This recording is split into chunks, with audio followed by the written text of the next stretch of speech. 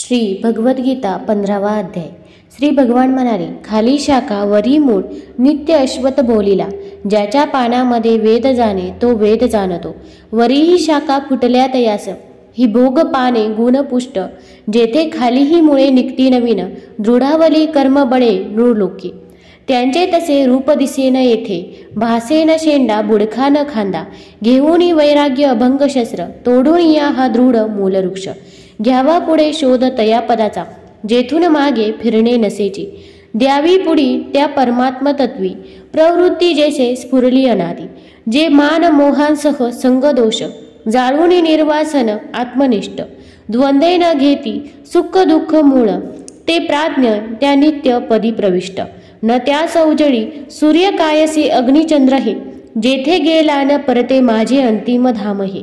माझा जी अंश संसारी झाला जीव सनातन, पंचेंद्रिये मनोयुक्त प्रकृतीतून खेचितो, पुष्पादिकांतून वारागंध खेचून घेतसे, तशी घेऊन ही सर्व देह सोडी धरी प्रभू।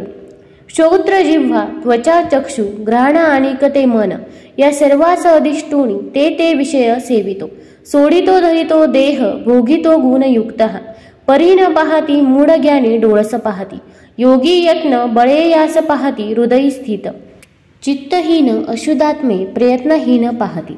सूर्यात जळते तेज जे विश्व उजळतेसे, तसे चंद्रात अग्नीत जान माझे जी तेजते।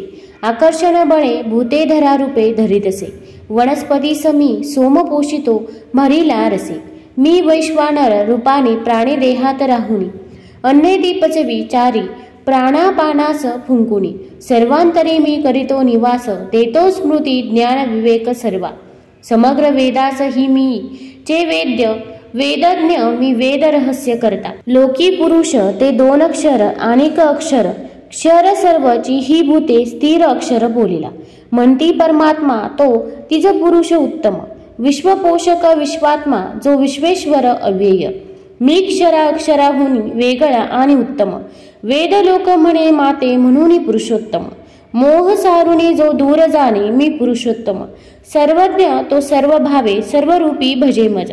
अत्यंत गूढ हे शास्त्र निर्मळा तुझ बोलिलो, हे जाणे तो बुद्धिमंत होईल कृत कृत्याची। भगवद्गीतेची 18 नावे।